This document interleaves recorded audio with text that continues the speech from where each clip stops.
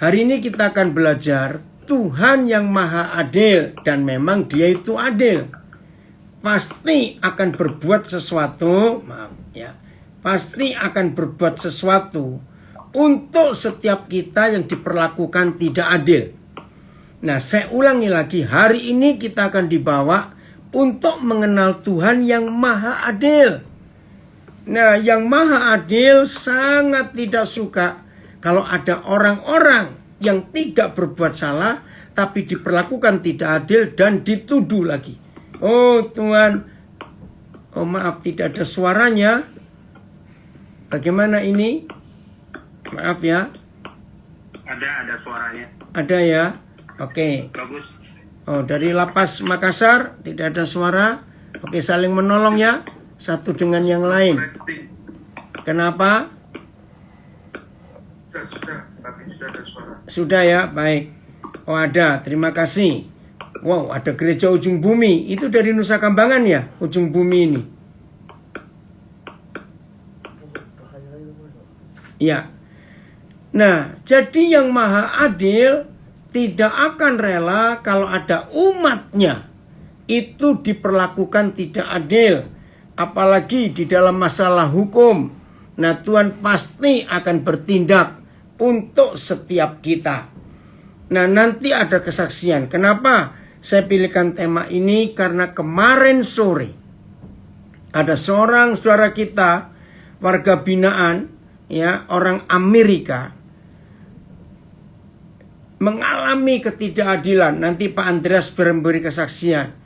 Pak Andreas bisa tolong foto kemarin mereka waktu di Bandara Soekarno-Hatta sebelum naik pesawat kembali ke Amerika, diberikan ke Aan atau Riki, siapa yang gabung supaya ditayangkan di Oh sudah Riki ya. Wah, itu kesaksian luar biasa saudara. Dan hebatnya, saudara kita ini divonis mati, padahal bukan dia yang salah. Pokoknya kisahnya luar biasa. Nah, hari ini kita akan mendapat berkat dengan kesaksian itu. Kesaksian Pak Hendri tadi juga luar biasa. Nah, Tuhan itu melihat hati. Dalam pertobatan kita, hanya kita dengan Tuhan yang tahu. Maka itu, hiduplah benar di hadapan Tuhan, pasti yang maha adil akan bertindak seperti yang dia inginkan. Kita akan baca dua ayat yang pertama. Yeremia pasal 9, ayat yang ke-23 dan 24. Terima kasih Pak Filipus dari Tulungagung menayangkan Alkitab di kolom Zoom. Yeremia 9 ayat 23 dan 24. Kita melihat firman ini. Ya. Ayat 23 Pak Filipus. Betapa hebatnya Tuhan kita. Dia pasti melakukan satu keadilan yang hebat sekali. Lihat judulnya, mengenal Tuhan adalah kebahagiaan manusia. Puji Tuhan, dengan kita bisa mengenal Bapa kita di surga, maka itulah kebahagiaan dalam hidup kita. Ya, jadi dalam hidup ini kebahagiaan bukan karena kita banyak uang, maaf. Bukan karena kita punya pengalaman hebat, bukan karena kita punya posisi yang luar biasa, tidak. Kebahagiaan hanya didapat ketika kita mengenal Tuhan. Oke, beginilah firman Yahweh. Janganlah orang bijaksana bermegah karena kebijaksanaannya. Janganlah orang kuat bermegah karena kekuatannya. Janganlah orang kaya bermegah karena kekayaannya.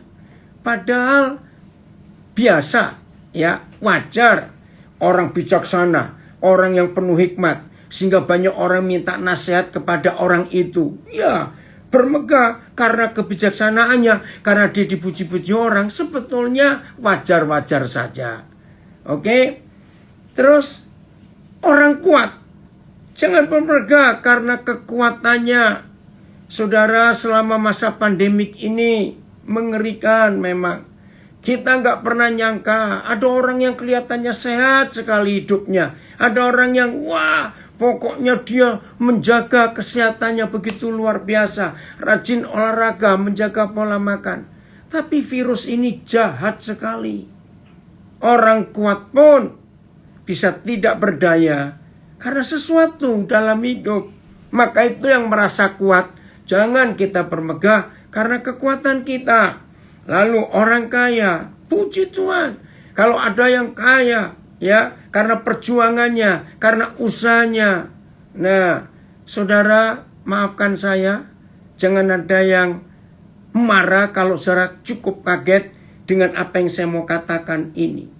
Saudara, kekayaan materi itu tidak 100% berkat Tuhan.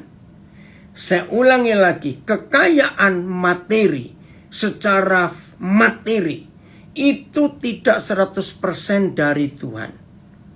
Dari mana? Ada dua sumber lagi kekayaan materi itu. Yang pertama, orang itu dapat warisan. Nah, kalau dapat warisan, nggak perlu doa puasa, nggak perlu hidup kudus, nggak perlu hidup benar. Kalau dapat warisan langsung kaya, itu wajar. Ya, yang berikut masih kewajaran ini, orang yang rajin. Orang Jawa bilang getu, ya. Nah, bahasa getu itu lebih dari rajin. Orang yang rajin, artinya nggak malas, siap kerja berat, ya, nggak suka mengeluh. Percaya nggak? Tanpa rajin doa, nggak usah beribadah. Kalau orang itu rajin, itu pasti kaya. Lalu tambahkan yang ketiga, pelitlah, pasti kaya. Nah, maka itu jangan menyebut kalau kaya materi itu berkat Tuhan. Belum tentu. Hukum alam sudah menyediakan kekayaan itu. Ya, saya ulangi lagi. Ini resep gratis saya beri kepada setiap saudara yang ingin kaya tanpa Tuhan. Tunggu dapat warisan. 2, rajinlah. 3, pelitlah. Pasti kaya. Ya, itu gak usah Tuhan. Maafkan, jangan marah. Yang kedua, nah ini berbahaya. Ketika pencobaan Tuhan Yesus, setan itu berkata begini loh. Kalau engkau menyembah aku Yesus, seluruh kekayaan dunia ini. Oh, jadi oke aja ini saya nggak tahu. Oke, coba. Seluruh kekayaan dunia ini akan kuberikan kepadamu. Saudara, jangan kaget. Kalau saya katakan sesuai Matius 4, waktu Tuhan Yesus dicobai, ternyata seluruh kekayaan di dunia ini itu sudah jadi milik iblis. Maka itu maaf, orang ke Gunung Kawi, orang cari setan, itu bisa kaya. Bisa. Buktinya sudah banyak. Tapi jangan lupa, yang dari si setan gak ada yang gratis. Maka itu dalam kehidupan sosial masyarakat, khususnya di Pulau Jawa, kalau ada orang-orang kaya yang mencari kekayaannya karena si setan itu yang dilakukan pernah dicoba kepada Tuhan Yesus, tapi puji Tuhan, Tuhan Yesus menolak. Maaf.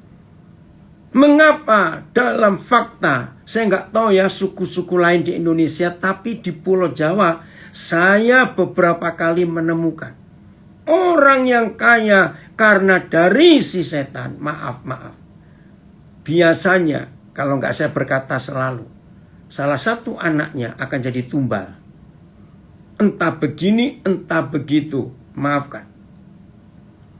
Tapi jangan sampai saudara cari-cari di tetanggaku loh. Awas begitu, jangan. Nah, inilah yang disebut kekayaan. Tidak semuanya dari Tuhan. Tidak semuanya. Jelas ya? Nah, maka itu kalau kita bisa kaya, jangan sombong. Jangan bermegah karena kekayaan kita. Ayat 24. Lalu kita ini bermegah dalam hal apa? Lihat Yeremia 9 ayat yang ke-24. Penting sekali kita melihat ini. Tetapi siapa yang mau bermegah, baiklah bermegah karena yang berikut. Filipus coba lihat berapa terjemahan ya di ayat 24-nya ini. Boleh. Papa di surga senang kita boleh bermegah. Tapi bukan karena 3 alasan tadi. Berhikmat, bijaksana, kuat, kaya. Tidak. Begini. Tetapi siapa yang mau bermegah, baiklah bermegah karena yang berikut. Bahwa ia memahami dan mengenal aku. Bahwa akulah Yahweh yang menunjukkan kasih setia, keadilan, dan kebenaran di bumi. Sungguh semuanya itu kusukai. Demikianlah firman Yahweh. Ayat. Akan tetapi, biarlah orang yang berbangga akan hal ini. Bangga ya, bermegah. 1, bahwa dia mengerti dan mengenal aku, kata Bapa di surga. Bahwa akulah Yahweh yang menunjukkan kasih, keadilan, dan kebenaran di bumi. Sebab dalam hal-hal itulah aku senang, firman Yahweh. BIS ya. Siapa mau berbangga tentang sesuatu, haruslah berbangga bahwa ia mengenal dan mengerti aku. Bahwa ia tahu aku mengasihi untuk selama-lamanya. Dan aku menegakkan hukum serta keadilan di dunia. Semuanya itu menyenangkan hatiku. Aku Yahweh yang mengatakan itu. FIA-nya Filipus. Ya, nanti akan berbagi juga setelah saya. Pak Pendeta Ramon Pramudia yang sama-sama saya ikut ini ya. Biarlah mereka bermegah hanya karena hal ini. Ayo. Bukan karena hal-hal yang lain. Bahwa mereka benar-benar mengenal aku. Dan mengerti bahwa akulah Yahweh yang adil dan benar. Yang selalu menyatakan kasih setia. Karena itulah sifat-sifat yang kusukai. Demikianlah firman Yahweh. Maafkan saya. Di dalam 2 ayat ini, maaf lagi sekali. Tidak satu pun yang Tuhan sebutkan tentang hidup ritual agamawi. Maaf, nggak ada. Loh, apa hubungannya? Nah, saudara, rata-rata orang beragama, rata-rata, itu biasanya, kalau saya nggak berkata, pasti punya roh agamawi. Nah, salah satu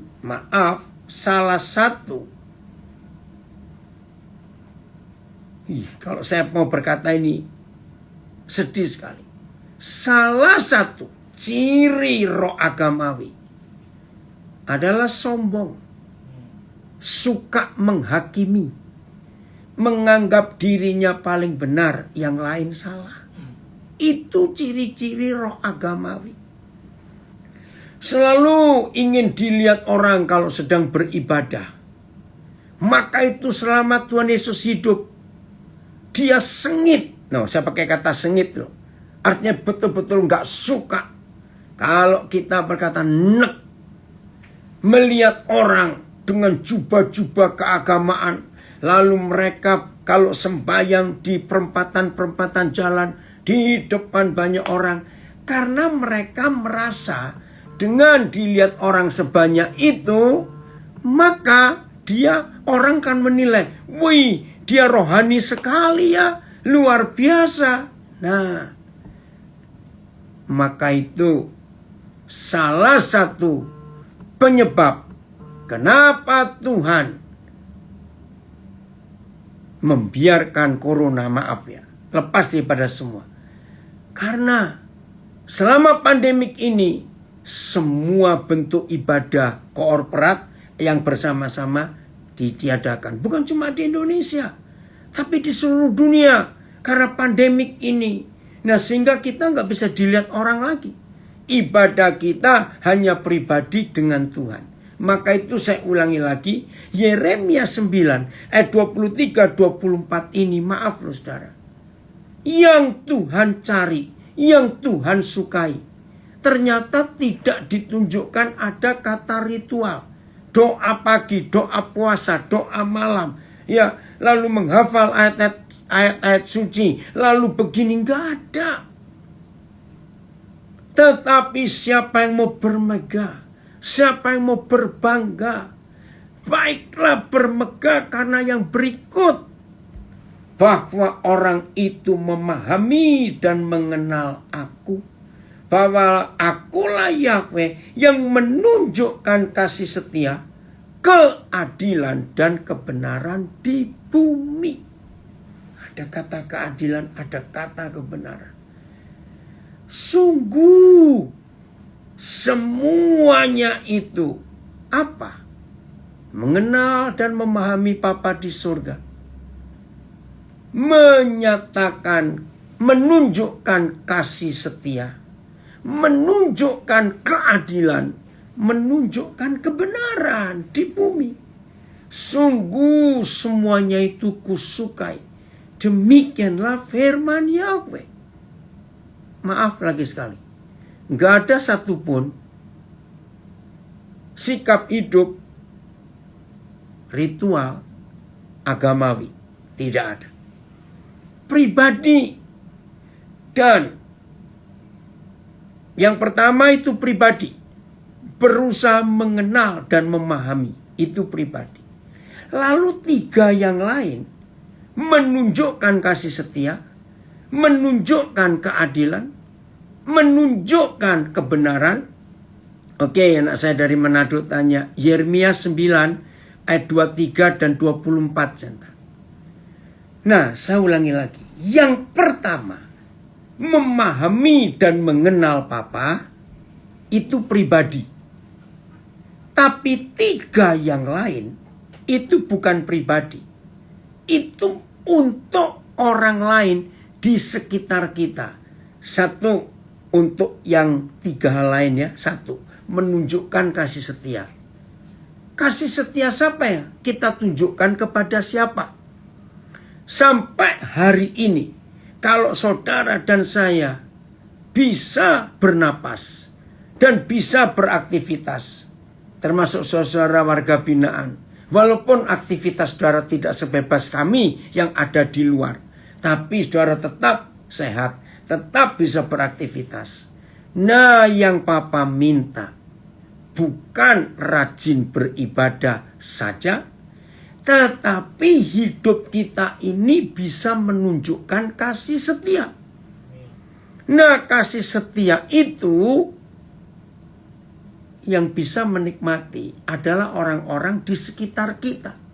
Coba tanya, bulan Juli tinggal besok, ya, tinggal besok. Tapi kalau kami di Amerika masih ada hari ini, kami di Amerika masih tanggal 29. Di Indonesia sudah tanggal 30, Australia pun sudah tanggal 30. Nah, coba kita jujur, selama bulan ini, berapa orang yang mendapatkan kasih setia Tuhan lewat hidup kita? Nah, ini kita harus tanya. Maka itu saya katakan tadi, puji Tuhan, ada seorang narapidana yang divonis mati, saudara. Lalu diperjuangkan oleh Pak Andreas dan Kontras. Maaf, saya ini lupa. Kontras itu singkatan apa ya? Komisi. Ada yang tahu? Lupa saya. Kontras. Pak Andreas, Kontras itu singkatan apa ya? Komisi apa ya? Ada yang tahu? Pak Hendri tahu? Kita bersyukur di Indonesia ada lembaga ini, saudara. Tindakan kekerasan. Oh, jadi komisi tindak kekerasan. Oh, begitu. Iya, Komisi untuk orang hilang dan korban tindak kekerasan. Oh, komisi untuk orang hilang dan tindak kekerasan. Terima kasih. Iya. Nah, Korban tindak kekerasan. korban. Oh, bukan komisi korban ya. Oke. Nah, bayangkan. Itu di Indonesia aja ada sekelompok orang yang ingin menunjukkan kasih setia. keadilan, kebenaran di bumi. Luar biasa. Mereka bukan orang Kristen loh, Pak. Oh ya, wah itu lebih lagi. Mereka bukan orang Kristen. Saya masih ingat tahun berapa Pak Andreas kita ketemu di Nusa Kambangan, kasusnya siapa? Anak kecil itu yang di Yusman, ya. Anak kecil, belum dewasa, masih di bawah umur. Tapi ada orang jahat yang menjadikan Yusman ini korban atau kambing hitam. Nah, supaya Yusman itu bisa dihukum mati, orang yang melakukannya bebas, maka ada pemalsuan akte kelahiran atau KTP, saya lupa. Umurnya ditambah. Ditulis 19 tahun, Pak. Nah, padahal umurnya belum 17, tapi diubah jadi umur 19 tahun. Nah, kalau umur 19 tahun sudah dianggap dewasa. Wih, luar biasa. Tapi Pak Andreas, dengan kontras ini, komisi ya, orang hilang, ya, dan tindak kekerasan itu berjuang. Lagi nangani Pak Ruben, Pak. Iya, sekarang nangani Pak Ruben kasus Poso ya. Puji Tuhan. Nanti rencana mau ke bukan Pak Ruben yang di Lokwaru. Oh, Lokwaru bukan di Poso ya. Oke. Yang Ruben sama anaknya Markus yang hukuman mati itu, Pak. Iya. Nah, jadi kontras itu ternyata bukan orang Kristen. Tapi mereka melakukan Yeremia 9 ayat 24 ini. Apalagi kita yang disebut anak-anak Papa di surga, anak-anak dari Sang Maha Adil. Maka kita harus berbuat sesuatu. Untuk itu, ya, Ricky nayangkan apa Ricky di layar Zoom? Nah, jadi ini yang Tuhan suka. Saya ulangi lagi, Yeremia 9 ayat 24. Yang Tuhan sukai. Ya. Ayat 24-nya Yeremia 9. Maka itu kalimat terakhir berkata, sungguh semuanya ini kusukai. Firman Tuhan. Apa yang dia sukai? Ada dua hal. Satu, ini pribadi. Saudara dan saya harus berusaha sungguh-sungguh bisa mengenal dan memahami siapa Papa kita di sorga. Itu yang pertama. Yang kedua, menunjukkan kasih setia. Oh ya Ricky, boleh ditayangkan? Supaya yang lain tahu. Ya, menunjukkan kasih setia. Dan ini sungguh-sungguh luar biasa, saudara. Apa yang Tuhan percayakan itu. Sebentar ya, yang di Facebook dan Instagram. Supaya bisa tahu. Bentar. Ini kasusnya Yusman. Ya. Masih anak muda. Maaf, itu dia. Bentar. Nah, kisah Yusman, mantan terpidana mati di bawah umur yang mengaku kena rekayasa. Oke. Itu dari apa itu Ricky? Dari Nasional Kompas. Oh, Nasional Kompas ya. Oke, puji Tuhan untuk itu. Ya, udah ya. Balik, baik saya balik. Oke. Nah, itulah kisah perjuangan yang luar biasa, saudara, untuk memperjuangkan keadilan, memperjuangkan kebenaran di bumi ini. Ya, jadi itu yang Tuhan suka. Oh, dari Nasional Kompas. Nah, jadi kita harus menjadi pelaku kebenaran itu. Supaya orang-orang di sekitar kita merasakan. Maka itu saya ulang lagi pertanyaan saya. Selama bulan ini sebelum habis, berapa banyak orang di sekitar kita yang pernah menikmati kasih setia Tuhan lewat kita? Berapa banyak di antara orang-orang di sekitar kita yang bisa merasakan keadilan dan kebenaran dari Tuhan lewat kehidupan kita ini? Termasuk saudara warga binaan. Walaupun saudara ada di dalam, saudara pun bisa berlaku itu untuk sesama teman-teman saudara yang nasibnya sama. Oke, the message Terima kasih Filemon dari Salatiga kirim terjemahan The Message. That you understand and know me. Bahwa engkau mengenal dan mengerti aku. I'm God. And I act in loyal love. Dan aku ini bertindak action di dalam kasih setia. I do what's right. Aku mengerjakan hak yang benar dan set things right and fair. Dan menyatakan keadilan dan kebenaran, right and fair. And delight in those who do the same thing. Dan Tuhan sungguh-sungguh suka kepada orang yang melakukan itu. These are, ada kata, pakai kata bisnis. These are my trademarks. Tahu kata trademarks? Masing-masing perusahaan punya trademark. Tanda-tanda yang gampang dikenal oleh orang. Ya contoh, kalau anak kecil pun yang nggak bisa baca, ya maaf. Kalau saya beri contoh produk luar negeri ini maaf.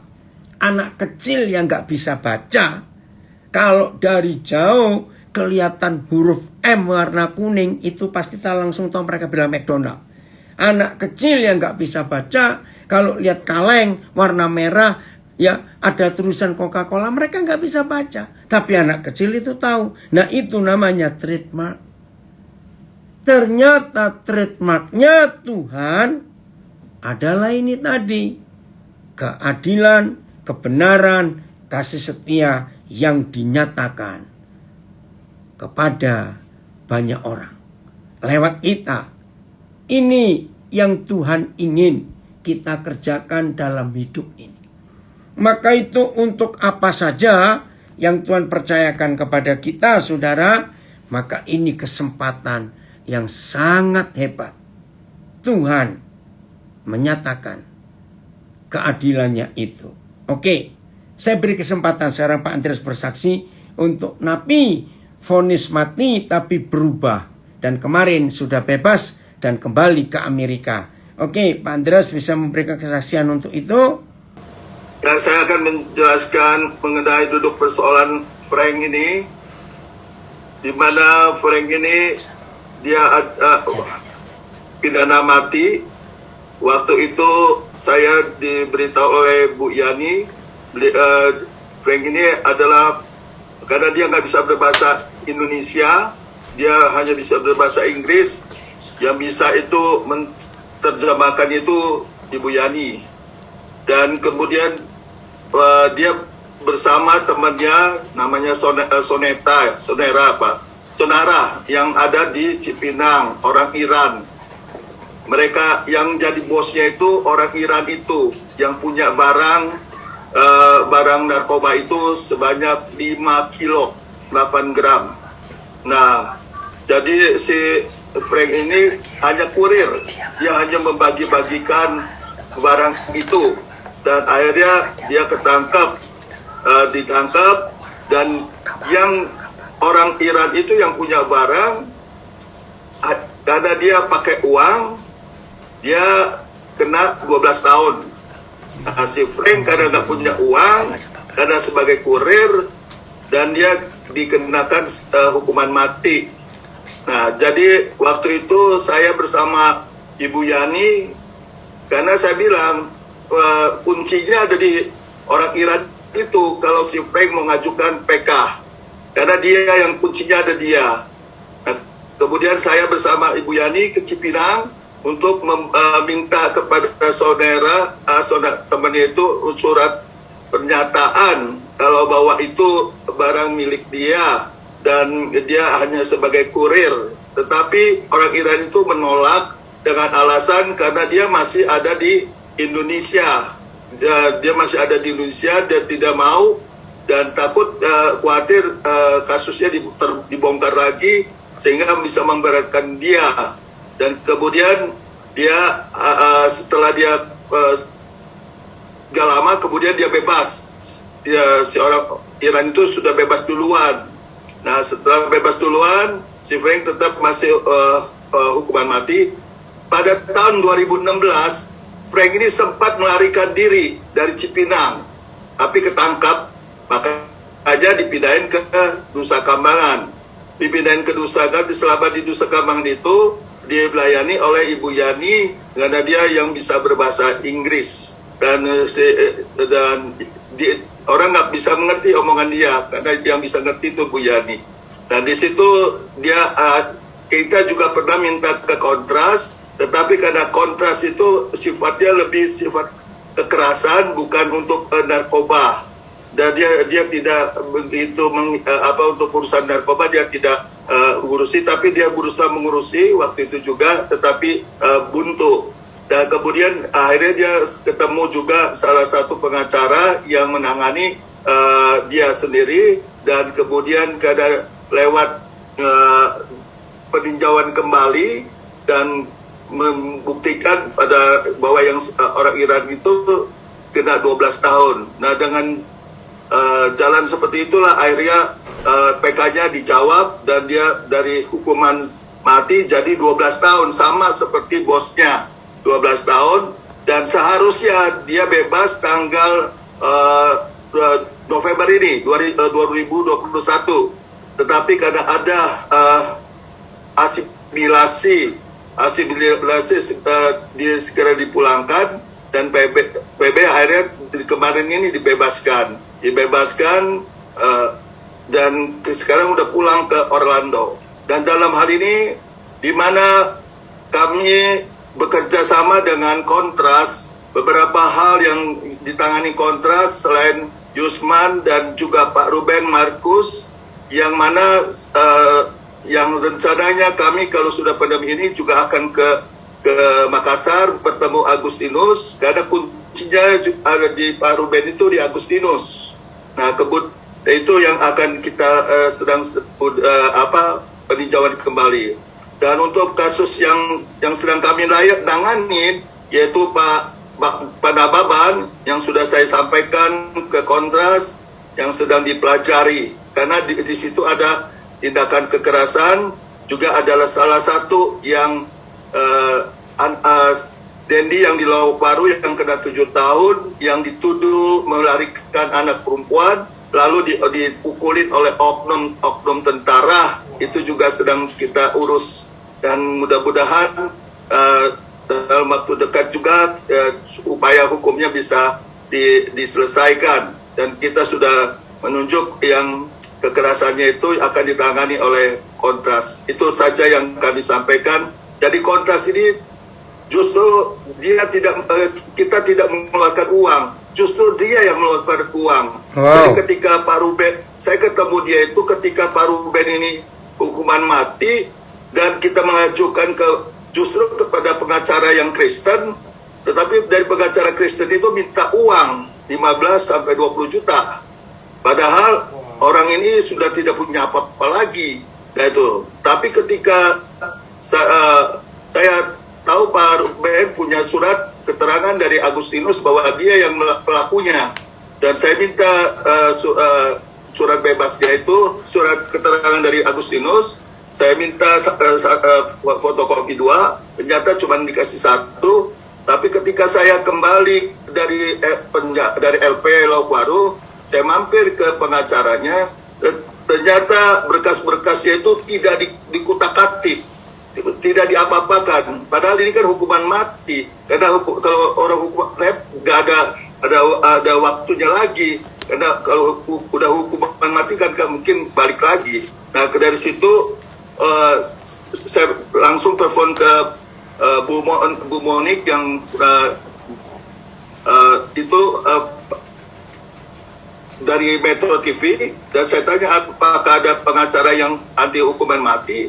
Ternyata tidak ada juga. Akhirnya tiba-tiba dari Kontras telepon saya, Pak Andreas, tolong siapkan berkas-berkasnya. Dan hari ini juga Pak Andreas sama anaknya Pak Markus berangkat ke Jakarta bersama, disediakan semua biaya pesawatnya dan semuanya. Kemudian sampai malam itu saya berjumpa di ILC, Indonesian Lions Club, bersama anaknya dan juga beberapa pengacara di situ. Dan dari pertemuan itu besok paginya kita bersama Kontras sama anaknya ketemuin Jaksa Agung. Yang luar biasanya justru Jaksa Agungnya yang nunggu kita, bukan kita yang nunggu dia. Puji Tuhan. Dia kita raja yang ditunggu oleh mereka itu. Nah, sampai di sana kita sampaikan bahwa supaya hukuman matinya dicabut, tetapi kata Jaksa Agung bukan dicabut, tapi ditunda. Sehingga akhirnya Pak Ruben dan Markus terbebas dari hukuman mati. Amin. Dan saat ini sedang memperjuangkan untuk masalahnya ini, karena kuncinya ada di Agustinus. Itu saja, doakan supaya ini juga cepat selesai, supaya Pak Ruben juga sudah tua, kasihan dia berada di dalam penjara itu, tapi percaya Tuhan pasti menolongnya. Terima kasih. Ya. Itu kesaksian. Wih, Tuhan Yesus luar biasa ini untuk Pak Andreas ini. Juga saudara-saudara, kita sedang berdoa untuk Pak Nababan juga yang di Metro ya, supaya keadilan dinyatakan juga. Nah, dari kesaksian ini saudara, kita melihat bagaimana keadilan Tuhan tetap akan berlaku. Maka itu saudara-saudara, warga binaan ya, yang sedang menanti keadilan Tuhan, percayalah Tuhan pasti akan bertindak untuk kita semuanya. Oke?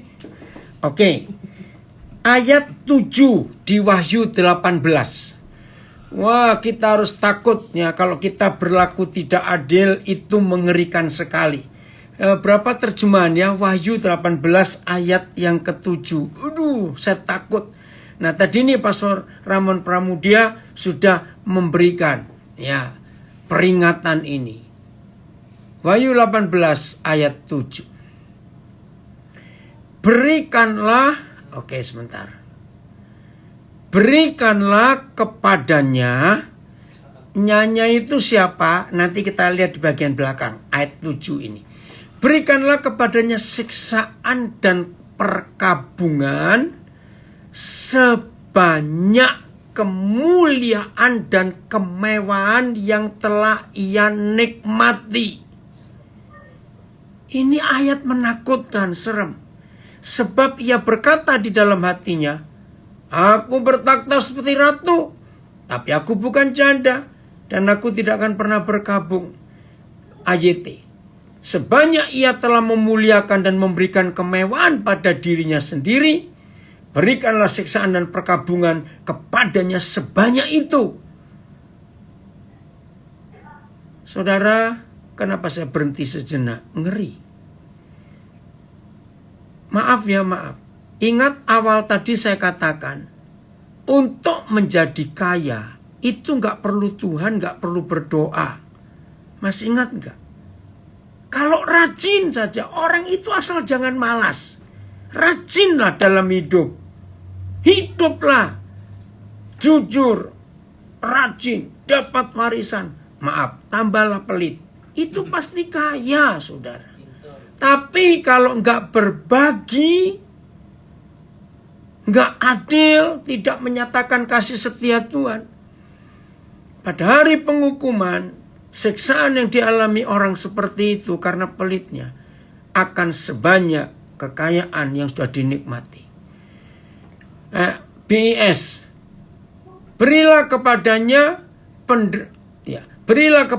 penderitaan dan duka cita yang sama banyaknya dengan kebesaran dan kemewahan yang diberikannya kepada dirinya sendiri. Sebab ia selalu saja berkata kepada dirinya, terus TSI, ingatlah cara mereka membesarkan diri mereka masing-masing. Jadi sekarang, biar mereka merasa sangat berputus asa. Ingatlah, hidup mereka begitu mewah. Dan sekarang biar mereka hidup susah, oh Tuhan, dan gelisah. Ingatlah mereka berpikir kita inilah orang yang paling terkemuka di bumi. Kita tidak mungkin kekurangan. Kita tidak akan pernah sedih atau berkabung seperti seorang janda yang tidak punya keluarga lagi. MLT, sebanyak ia memuliakan dirinya sendiri, ya, dan hidup dalam kemewahan, sebesar itu pula berilah kepadanya siksaan dan perkabungan. Sebab ia berkata di dalam hatinya, aku bertakhta sebagai ratu, dan aku bukanlah seorang janda, dan aku sama sekali tidak melihat perkabungan. FYA, Filipus, FAYH. Ya, kita akan melihat itu. Ya, ia telah hidup dalam kemewahan dan kesenangan. Sekarang imbangilah semua itu dengan siksaan dan kesedihan. Ia menyombongkan diri. Akulah ratu di atas takhtaku. Aku bukan seorang janda yang tidak berdaya. Aku tidak akan mengalami kesedihan. Saudara-saudara, maka itu tema yang kita pelajari hari ini. Biarlah yang maha adil itu menyatakan keadilan. Kembalikan hak-hak orang yang tertindas. Maka itu semua kita yang hidup dalam berkat Tuhan.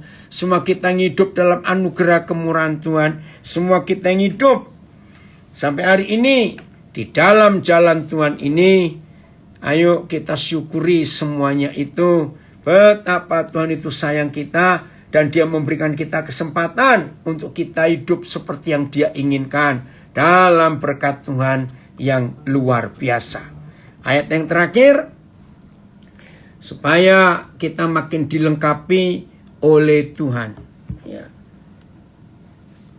Kitab Wahyu pasal yang pertama. Wahyu pasal yang pertama. Terima kasih Bapak, Engkau berikan kami kesempatan. Lagi sekali kepada saudara warga binaan yang sedang hidup merasakan tekanan karena ketidakadilan. Dengan firman ini, Tuhan akan menyatakan diri. Sang Maha Adil akan menyatakan dirinya. Percayalah itu, Tuhan kita luar biasa. Wahyu pasal yang pertama, ayat yang ke-16. Siapa Yesus Tuhan kita? Itu Wahyu 1 ayat yang ke-16. Dan di tangan kanannya ia memegang 7 bintang. Artinya kesempurnaan. Cahaya bintang itu kesempurnaan. Bintang-bintang di waktu malam itu menjadi petunjuk buat banyak orang. Di zaman dahulu ketika alat-alat navigasi pelayaran tidak secanggih sekarang, tapi mereka mengandalkan bintang-bintang. Jadi kalau di tangan kanan Tuhan Yesus ada 7 bintang. Artinya kalau saudara dan saya mengikuti hidup Tuhan Yesus, bintang-bintang itu akan menunjukkan arah kemana kita melangkah, jadi tidak akan tersesat. Dan dari mulutnya keluar sebilah pedang tajam bermata 2. Itulah firman Tuhan. Dan di banyak ayat yang lain, pedang yang dari mulutnya yaitu firman Tuhan. Itu yang akan mengadili bumi. Wih, luar biasa ini. Dari firman itu, keadilan Tuhan dinyatakan. Ya, jadi jangan takut. Pokoknya siapa saja yang mengalami tindasan, mengalami fitnaan, mengalami tuduhan semuanya, percayalah. Yang memegang ke-7 bintang, yang dari mulutnya keluar sebilah pedang tajam bermata 2, itu akan bertindak. Dan wajahnya bersinar-sinar bagaikan matahari yang terik. Artinya kegelapan tidak bisa menutupi kekuatan matahari yang sedang terik bersinar-sinar itu. Saudara-saudara yang dikasihi Tuhan, inilah jaminannya. Tadi kalau kita melihat Elia dengan janda itu, semuanya serba sedikit, tapi mau berbagi. Dan Elia, tadi saya satu kalimat yang Pak Ramon katakan, saya tertawa. Apa soal tega tadi? Urapan tega. Urapan tega, saya tertawa mendengar, hei ada urapan tega, enggak. Elia enggak setega itu. Elia tetap adil. Inilah yang Tuhan inginkan. Jadi hari ini kita mendapat harapan. Apalagi contoh sudah ada ya. Contoh sudah ada dari kisah kesaksian Pak Andreas tadi. Maka itu mari mulai hari ini berharap kepada yang maha adil untuk berbuat sesuatu. Tapi maaf. Kalau memang kita yang salah. Saya ulangi. Tetapi kalau karena kita yang salah, ayo akui salah dan kita bertobat. Jangan kalau kita salah terus pura-pura enggak salah. Jangan ya saudara. Biar keadilan Tuhan akan nyata. Terima kasih Bapak hadir untuk kita semua. Lagi sekali warga binaan, percayalah itu. Tuhan menolong kita semuanya. Ya Pak Nababan, percaya Tuhan akan segera bertindak. Tuhan Yesus memberkati kita semua. Dan mari kita jadi pelaku firman, nyatakan kasih setia, keadilan, kebenaran di bumi. Ya, bagian kita yang terutama pribadi memahami dan mengenal Tuhan kita. Tuhan Yesus memberkati.